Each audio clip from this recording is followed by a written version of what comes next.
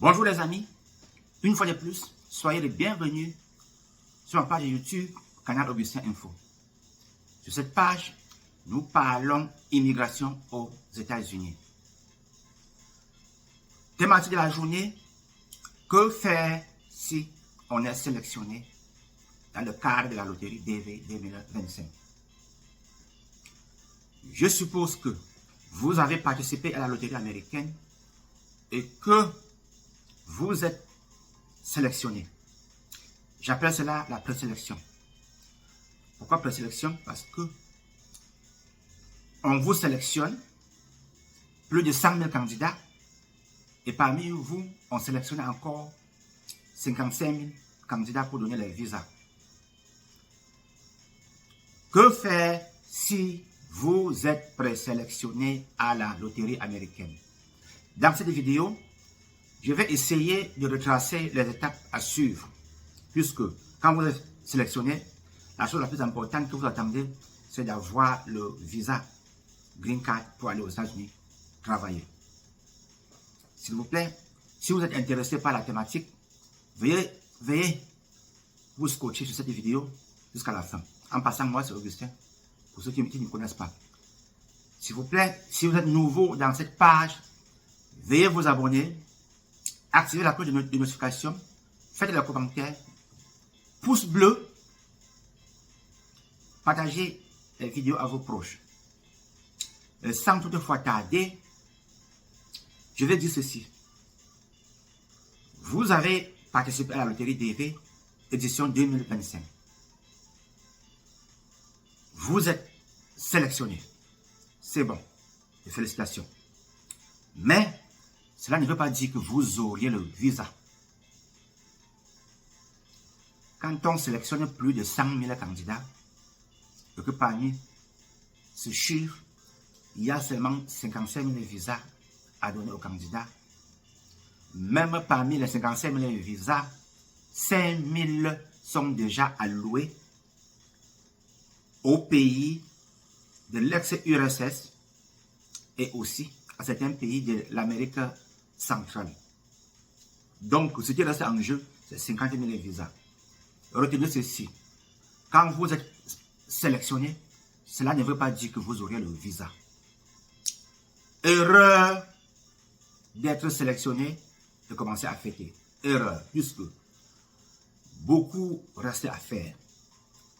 Quand vous êtes présélectionné, sachez que vous devez passer à l'ambassade pour l'interview, en suivant la procédure, jusqu'à obtenir votre visa avant le 30 septembre. C'est là que vous pouvez fêter. Vous passez avant le 30 septembre parce que quand votre dossier est en cours et que l'année fiscale aux États-Unis prend fin sans que vous obteniez votre visa, alors tout est fini. Il n'y a plus rien à faire. Vous oubliez. Je vais aussi signaler ceci. Quand vous avez ce dossier de la loterie Green Card, s'il vous plaît, vous êtes sélectionné. L'une des choses les plus importantes à faire, erreur très grave à ne pas commettre, c'est de confier votre DS 260 à remplir à un profane. Depuis que les résultats sont sortis, beaucoup de candidats m'ont envoyé des messages dans WhatsApp. On dit, monsieur Augustin, on est en train de remplir la DS. À tel niveau, on est bloqué. S'il vous plaît, désolé, je ne peux pas vous aider. Vous ne pouvez pas blaguer sur la DS. La DS que vous êtes en train de remplir, c'est une application, c'est une demande de visa. Vous remplissez la DS, la prochaine étape sera d'attendre la deuxième lettre. Beaucoup de candidats n'auront même pas de deuxième lettre. Beaucoup de candidats auront leur deuxième lettre très tard. Pourquoi? Quand vous remplissez la DS, vous faites les fautes au KCC On tient compte des fautes. On tient compte de tout ce qui est dans votre dossier. Il y a trop de mensonges. Les mariages fabriqués. C'est un travail auquel eux, ils font à tout moment. C'est leur travail. Ils font ça là du début d'année jusqu'à la fin d'année. Et ils ont déjà vu beaucoup de cas. Quand vous êtes présélectionné, veillez confier votre dossier aux gens qui sont habitués à traiter ce genre de dossier. Confiez votre dossier à un coach. Un candidat prend le laptop, il va sur Google, il choisit un outil de traduction français, anglais-français, français-anglais, online. Et puis, comme l'application doit être faite en anglais, il lit un truc, il lit une phrase en anglais, il traduit. S'il vous plaît, cela n'est pas vrai à 100%. Parfois, dans certains cas, même la traduction que vous obtenez à partir d'un outil de traduction online, parfois même c'est vraiment seulement à 75%. Vous êtes présélectionné. Première chose à faire, soyez sûr que vous remplissez la qualification. Parce que quand on joue, il y a des gens qui jouent avec le CPE. CPE, disqualification. Vous devez avoir le baccalauréat.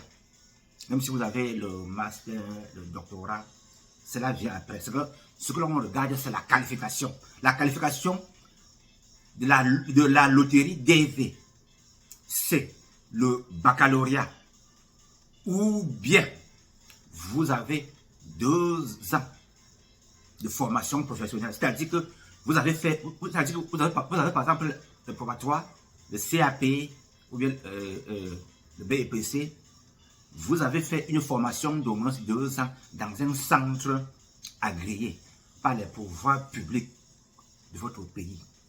Et qu'après ces 2 ans de formation, vous avez obtenu votre diplôme de sortie.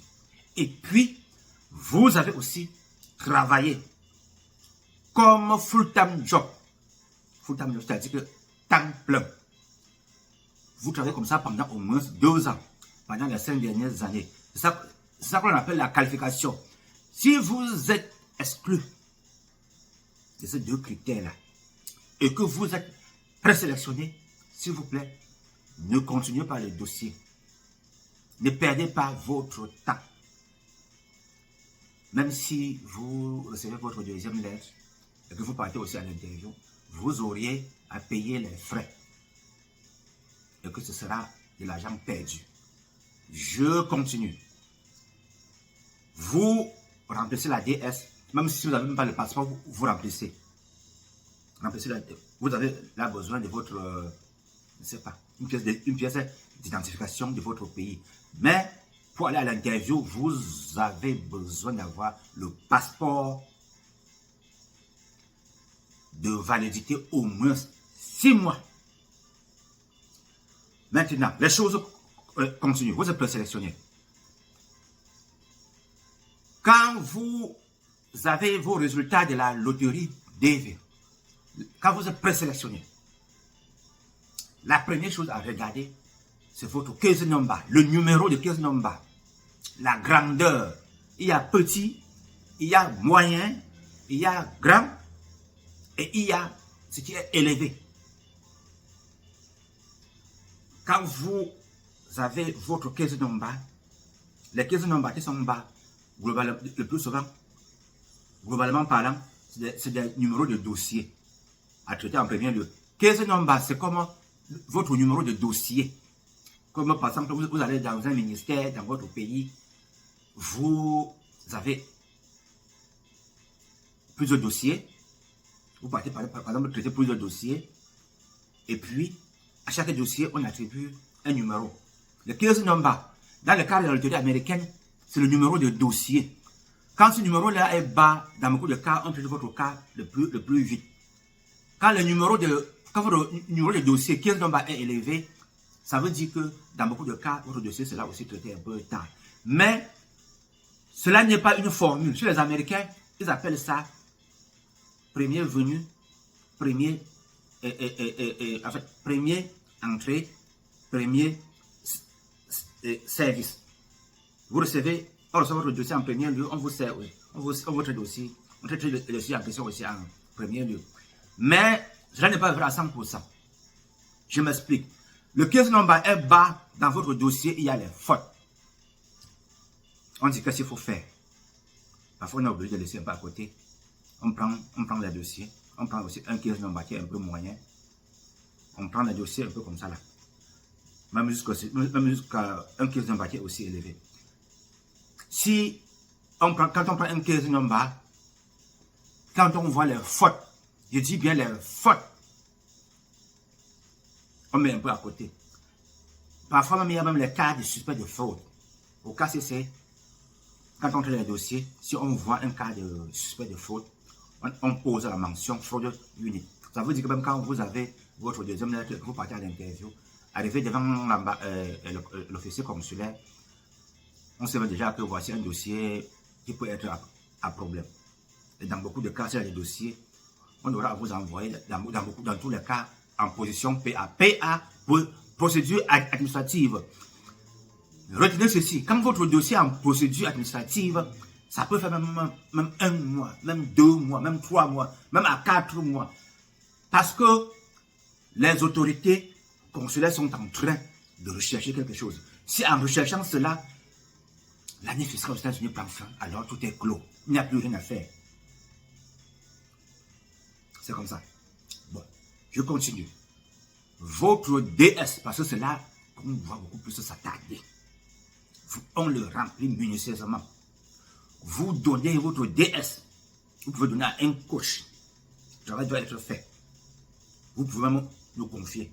Nous faisons cela avec soin. Nous faisons aussi la suivi de votre dossier jusqu'au dernier jour. Je continue. Quand vous soumettez votre DS, vous imprimez la page de confirmation. Et puis, vous attendez, la prochaine étape, ce sera la deuxième lettre.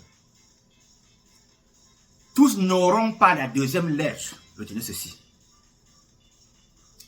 Vous avez la deuxième lettre si, seulement si votre dossier a été traité et que ça a été bon. Parce qu'il y a des dossiers auxquels on voit que même ce dossier-ci là, même si on envoie à l'intérieur, ça ne va rien donner. Dans ce cas, même vous n'aurez même pas de seconde lettre.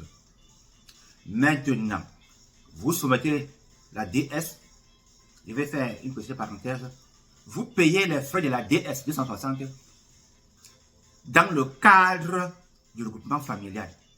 Quand c'est pour la DS de loterie, il n'y a pas les frais. Parce que quelqu'un m'a demandé dans quel cas on paye les frais pour la DS. Vous êtes aux États-Unis, vous voulez faire venir votre membre de famille. On appelle ça le regroupement familial, vous payez les frais.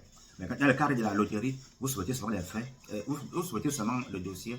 Alors, pour aller à l'interview, vous payez les frais. Vous partez à l'interview, les frais à payer, c'est $330 pour le moment. Qu'est-ce que vous faites? Si votre interview, c'est demain, vous allez online dans Google. Vous faites la conversion dollar américain, franc CFA. Le chiffre que vous voyez, vous prenez de l'argent plus que ça avant d'aller à l'interview. Si vous avez 1, 2, 3 personnes dans votre dossier, vous faites la multiplication. La DS, vous êtes un cas de famille, chaque personne aura sa DS. Le principal candidat remplit la DS et puis en remplissant, à chaque niveau, il y a un endroit. Et c'est un peu ça. Quand vous voyez, ajouter une personne, ajoutez dépendant. C'est-à-dire que quelqu'un qui dépend de vous, vous remplissez minutieusement, vous payez, vous remplissez aussi, vous aurez à payer les frais avant de passer à l'interview. Maintenant, vous avez votre seconde lettre maintenant.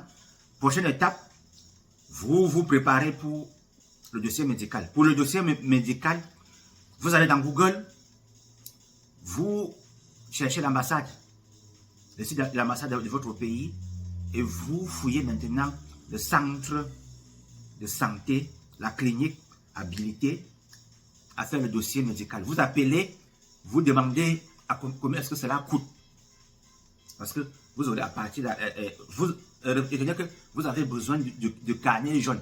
Vous pouvez m'acheter le carnet jaune même avant même de partir, même, je ne sais pas, à l'hôpital, dans une clinique au quartier. Le carnet jaune est très important, n'oubliez pas.